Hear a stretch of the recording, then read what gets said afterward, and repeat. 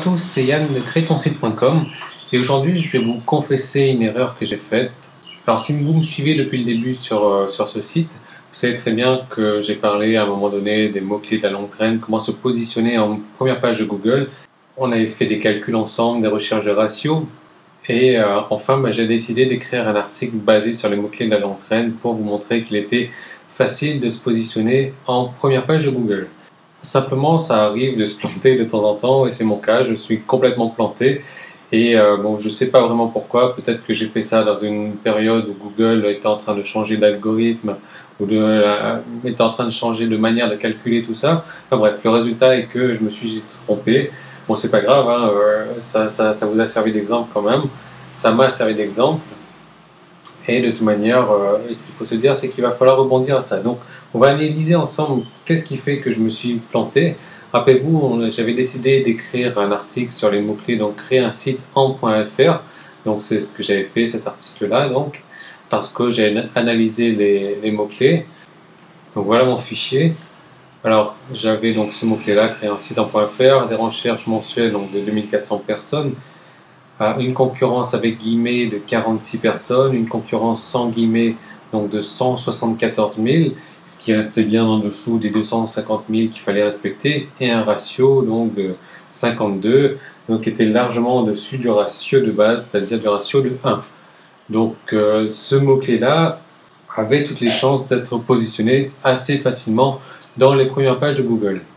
Simplement, j'ai écrit un article et puis j'ai regardé dernièrement là, mon positionnement. Je suis allé regarder avec les mots-clés, donc entre guillemets, comme ça. Donc j'ai mon site qui apparaît là sur la première page. Donc vous voyez, je suis sur la première page et j'apparais en 7e position.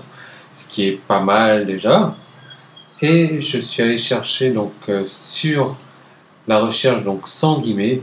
Et là, par contre, grosse surprise, vous voyez, je suis en 21e page.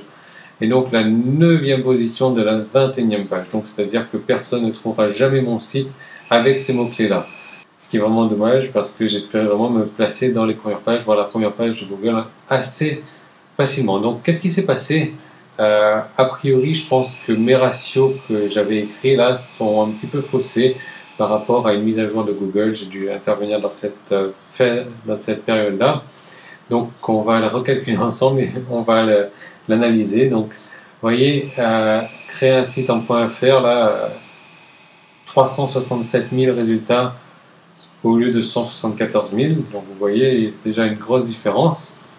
Et en plus, on est largement au-dessus des 250 000 préconisés. Donc première erreur de ma part.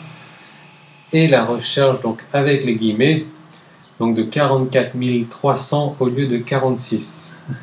Je vous laisse imaginer la différence de taille que ça fait.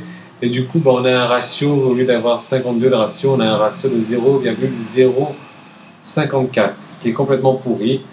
C'est vrai que j'aurais peut-être dû faire une double ou une triple vérification de ces ratios avant de me lancer à écrire ce genre d'article-là. C'est pas grave, je vais rebondir. Hein. De toute manière, ça arrive à tout le monde de se planter. Moi, le premier, et voici la preuve. L'important est de savoir, il faut toujours rebondir et aller sur d'autres articles. D'où l'intérêt également d'avoir une liste de mots-clés, d'avoir au moins 10-15 mots-clés avec des ratios convenables pour pouvoir rebondir sur d'autres articles. Donc je voulais vraiment partager avec vous l'erreur que j'ai faite aujourd'hui et puis vous proposer quelque chose, c'est-à-dire au moins une journée par semaine que je fasse une vidéo, donc à chaque fois pour écrire un nouvel article sur un nouveau mot-clé de la longue traîne.